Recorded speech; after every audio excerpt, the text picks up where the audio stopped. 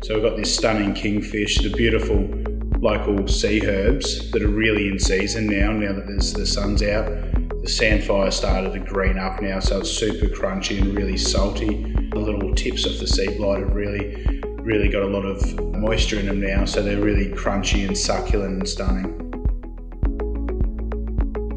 You get a little bit of everything on the plate, so it should be just a burst of really fresh flavour. We really try to capture the best of the season's flavours. The produce speaks for itself and it's nice and loud on the plate.